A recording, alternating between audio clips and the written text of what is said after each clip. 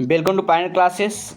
हम लोग केमिस्ट्री का रिवीजन्स कर रहे हैं। ये आपका बोर्ड एग्ज़ाम्स के लिए 9th में भी कहीं कहीं किसी बोर्ड में है। ये पॉलिटेक्निक, पैरामेडिकल और ITI जैसे कंपटीशन एग्ज़ाम में इस चैप्टर से एक न एक क्वेश्चन ज़रूर आते हैं। तो चलिए हम शुरू करते हैं। आपका दीर्घ उत्तरीय प्रश्नों का के प्रश्नोत्तर वाइज हम अभी रिवीजन कर रहे हैं। तो आपका पहला प्रश्न आता है कि रासायनिक संयोग के नियम लिखिए। ये कितने प्रकार के होते हैं, प्रत्येक का वर्णन कीजिए।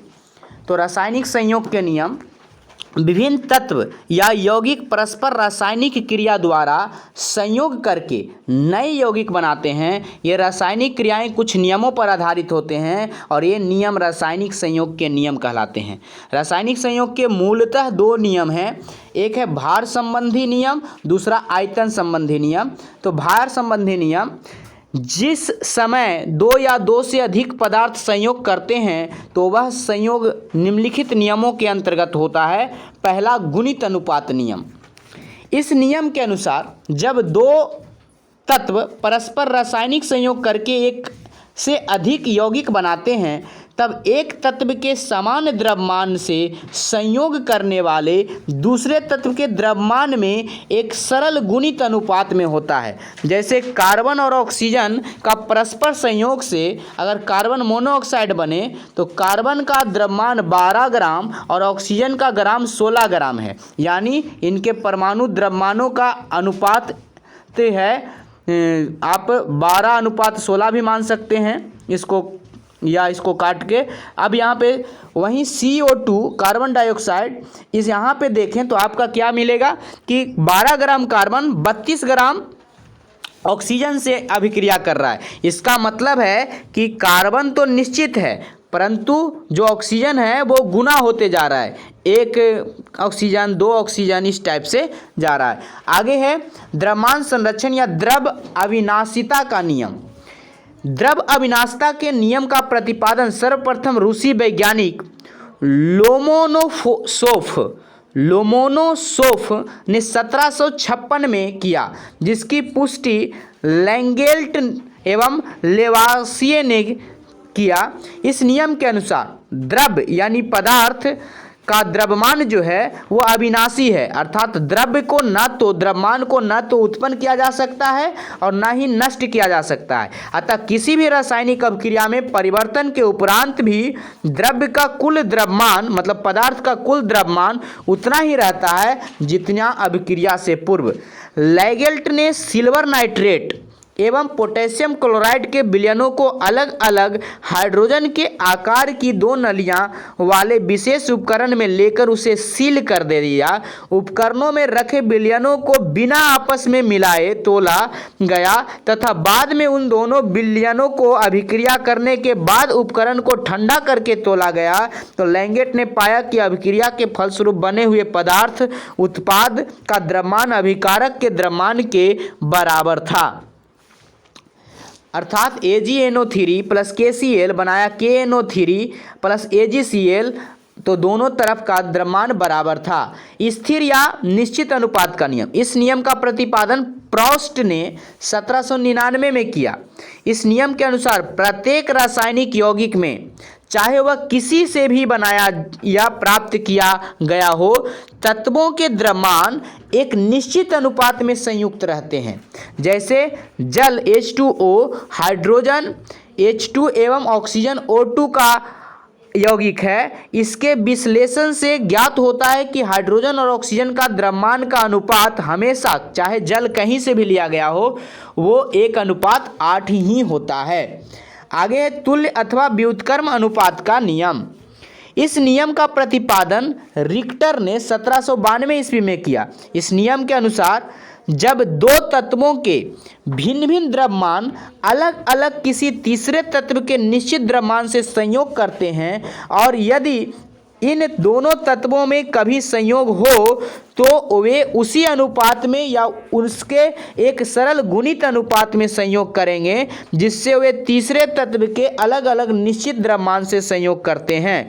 उदाहरण के लिए कार्बन से अलग अलग संयोग करके H2 और O2 क्रमशः मेथेन, कार्बन डाइऑक्साइड बनाता है। जैसा कि यहाँ दिखाया गया है कि मेथेन सी और एच का द्रव्यमान अनुपात 12:4, वहीं सी और ओ का द्रव्यमान 12:32 है।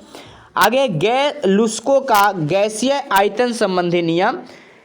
लुस्को ने यह नियम 1806 में प्रतिपादित किया। इसके नियमानुसार एक ही ताप एवं दाब पर जब गैस परस्पर संयोग करते हैं तो उनकी अभिकारक आयतन में सरल अनुपात होता है। यदि उत्पाद में भी गैस हो तो उनके आयतन भी अभिकारी गैसों के आयतन के सरल अनुपात होते हैं। उदाहरण के लिए एक आयतन H2 एवं एक आयतन Br2 के संयोग से 2 आयतन हाइड्रोजन ब्रोमाइड बनता है। अभिकारी गैस हाइड्रोजन और ब्रोमीन तथा उत्पाद हाइड्रोजन ब्रोमाइड का परस्पर 1:1:2 का सरलतम अनुपात है। आगे है कि आधुनिक अनुसंधानों के संदर्भ में द्रव्य की अविनाशिता के नियम की व्याख्या कीजिए। तो चलिए शुरू करते हैं। आधुनिक अनुसंधान मतलब आधुनिक खोज के संदर्भ में अविनाशिता नियम। तो सन 1905 ईस्वी तक द्रव्य की अविनाशिता का नियम अक्षरशः सही माना जाता था। सन 1905 में आइंस्टाइन ने द्रव्यमान ऊर्जा तुल्यता का सिद्धांत प्रतिपादित किया। इस सिद्धांत के अनुसार यदि द्रव्य नष्ट होता है तो उसके तुल्य ऊर्जा की मात्रा समीकरण E = mc² के अनुसार निर्मुक्त होती है। यहाँ m द्रव्यमान व c प्रकाश का वेग है। रेडियो एक्टिविटी की खोज के बाद यह स्पष्ट हो गया कि नाभिकीय अभिक्रियाओं की सहायता से द्रव्य को आंशिक रूप से नष्ट किया जा सकता है तथा नष्ट हुए द्रव्य के तुल्य ऊर्जा की मात्रा को निर्मुक्त किया जा सकता है। क्योंकि रासायनिक अभिक्रियाओं में परमाणु लगभग अविभाज्य रूप से में भाग लेता है, अतः रासायनिक अभिक्रियाओं में द्रव्यमान नष्ट या उत्पन्न नहीं होता, परंतु नाभिकीय अभिक्रियाओं में द्रव्यमान ऊर्जा के रूप में नष्ट होता है। आगे है कि इस आधार पर यह स्पष्ट हुआ कि द्रव्य की अविनाशिता के नियम के कथन का यह भाग कि द्रव्य अविनाशी है, द्रव्य को न तो नष्ट किया जा सकता है और न उत्पन्न किया जा सकता है, सदैव सत्य नहीं है। कुछ विशेष दशाओं में यह असत्य है, लेकिन द्रव्य की अविनाशिता के नियम के कथन का यह भाग कि रासायनिक अभिक्रिया में भाग लेने वाले पदार्थों का कुल द्रव्यमान तथा रासायनिक अभिक्रिया के फलस्वरूप बनने वाले पदार्थों का कुल द्रव्यमान में कोई अंतर नहीं होता है, सदैव सत्य है। द्रव्य अविनाशिता का प्रतिपादन सर्वप्रथम रूसी वैज्ञानिक लोमोनोसोव ने सन 1756 ईस्वी में किया।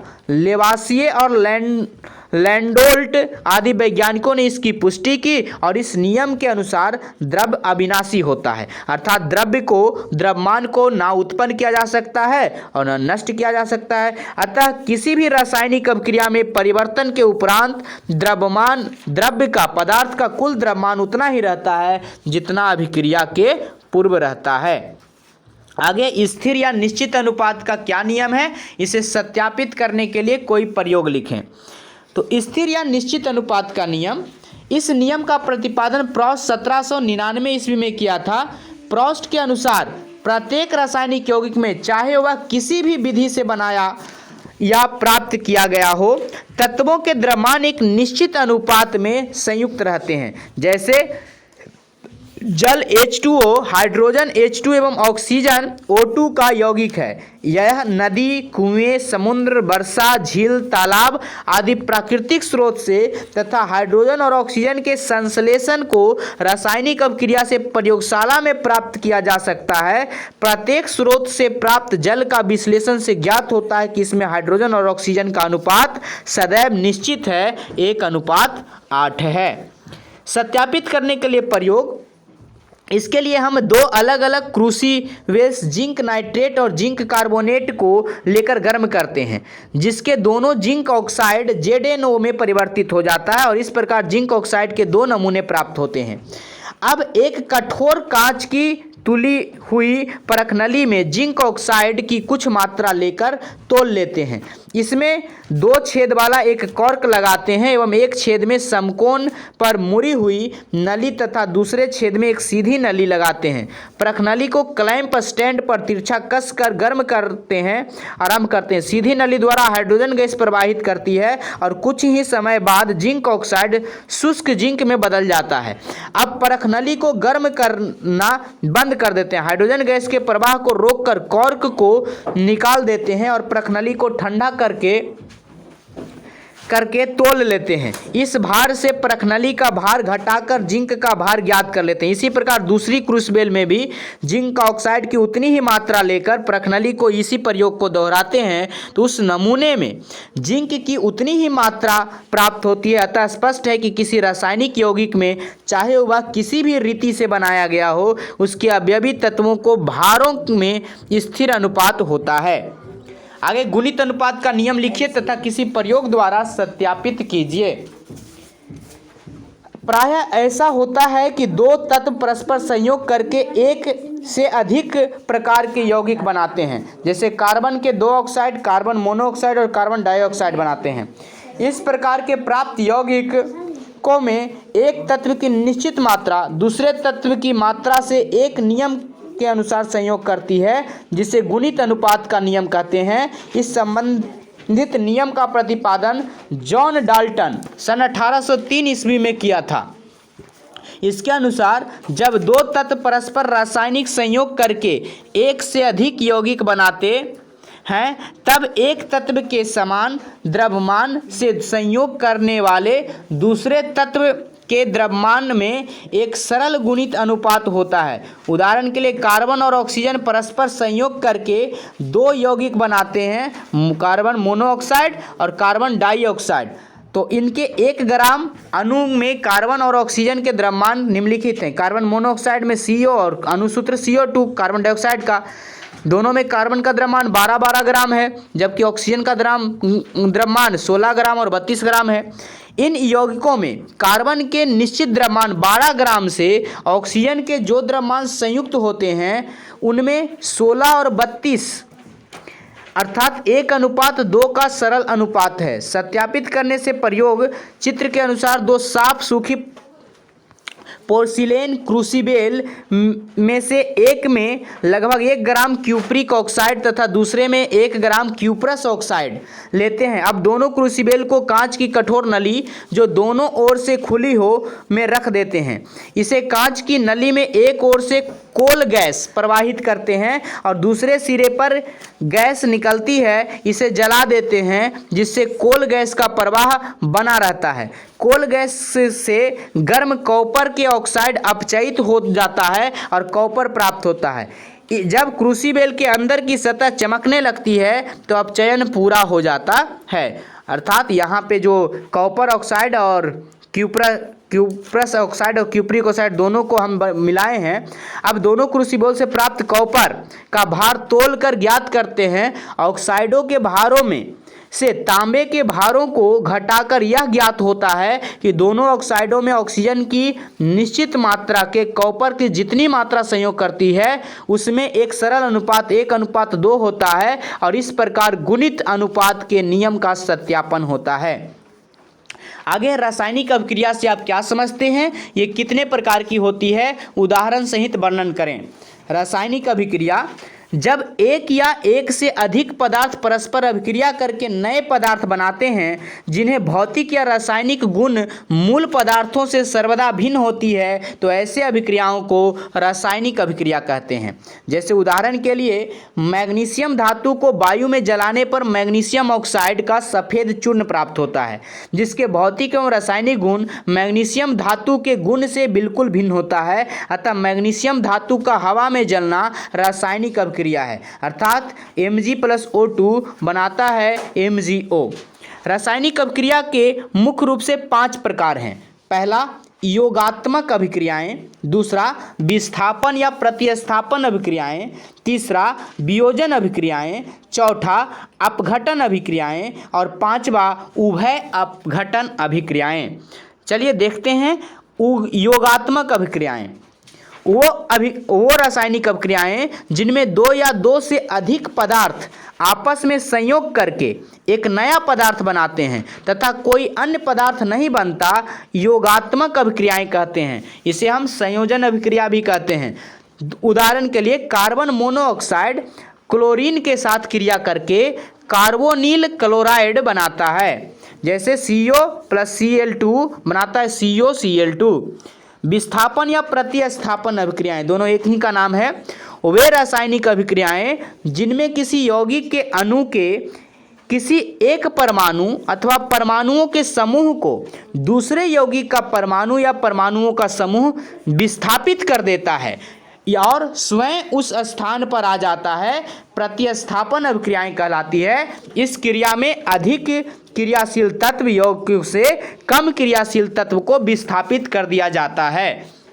जैसे कॉपर सल्फेट के विलयन में लोहे का चूर्ण डालने पर कॉपर पृथक हो जाता है और फेरस सल्फेट बनाता है, अर्थात CuSO4 प्लस Fe बनाता है FeSO4 प्लस Cu।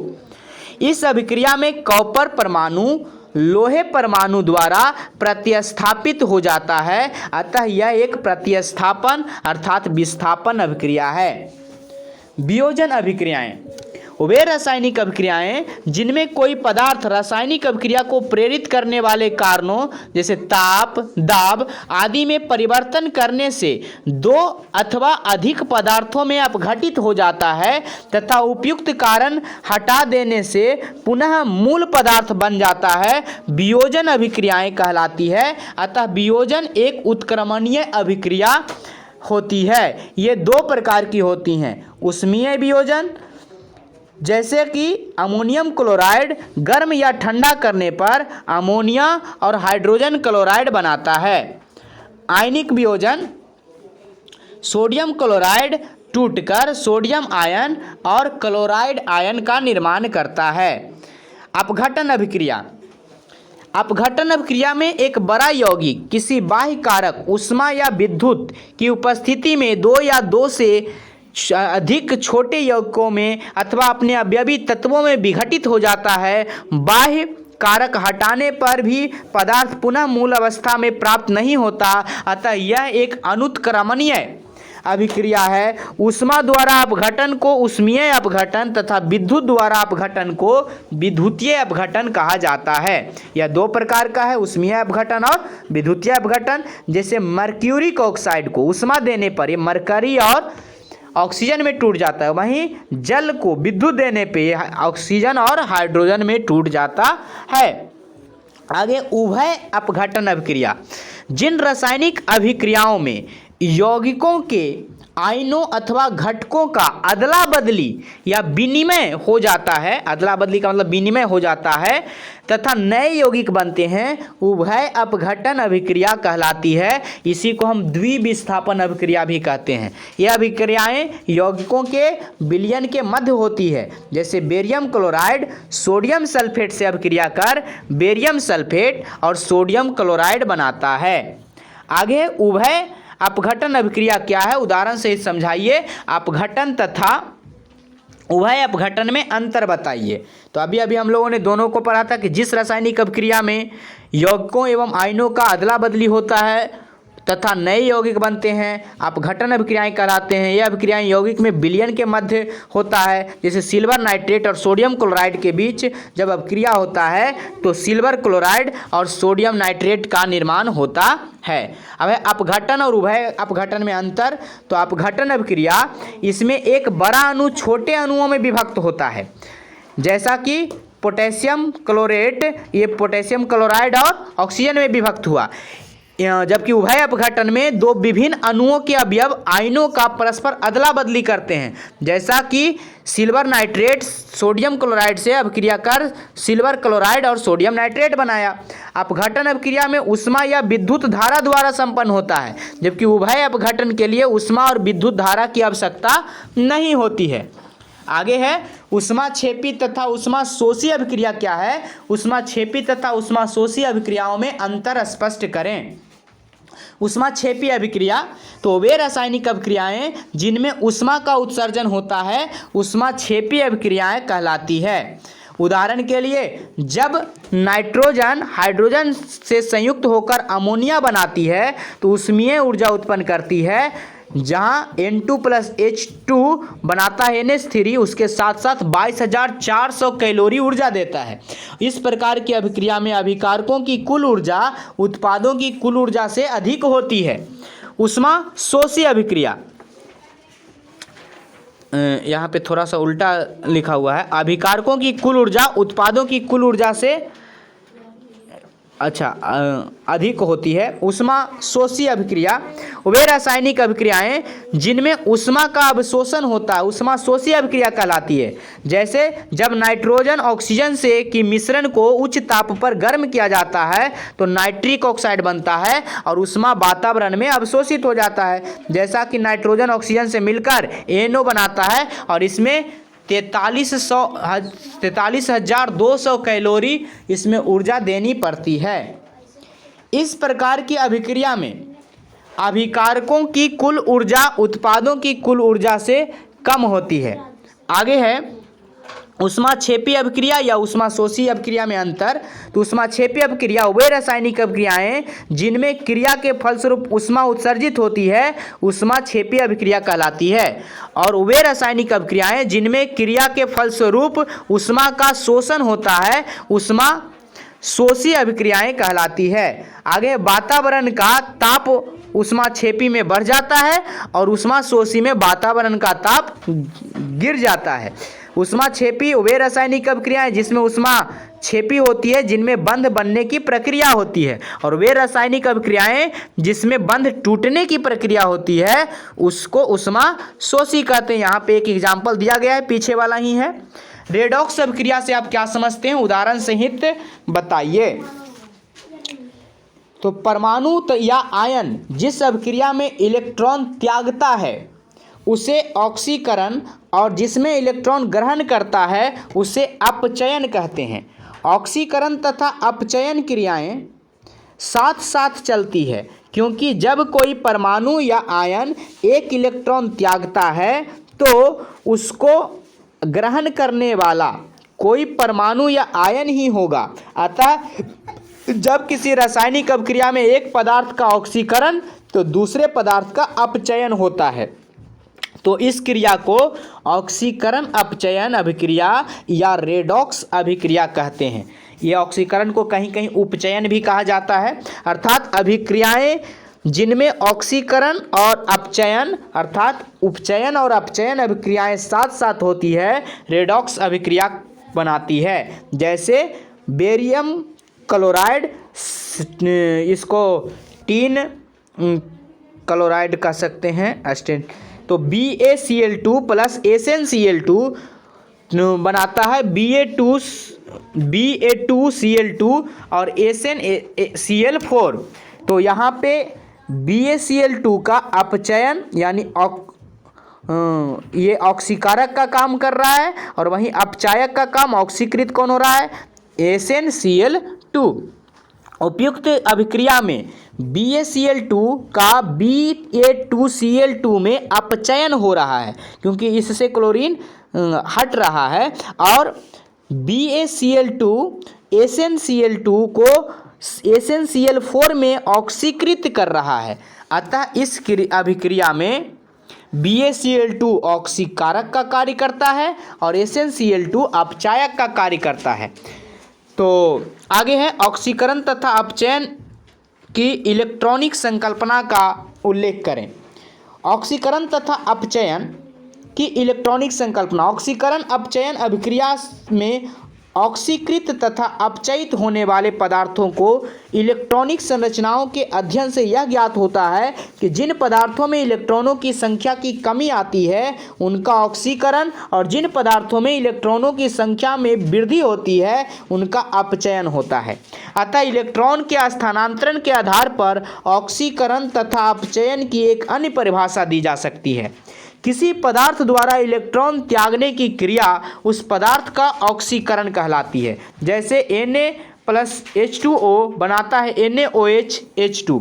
उपयुक्त अभिक्रिया में सोडियम परमाणु आयन में परिवर्तित हो जाता है तथा इस अभिक्रिया में सोडियम का ऑक्सीकरण होता है और यह अपचायक है। किसी पदार्थ द्वारा इलेक्ट्रॉन ग्रहण करने की क्रिया उस पदार्थ का अपचयन कहलाती है।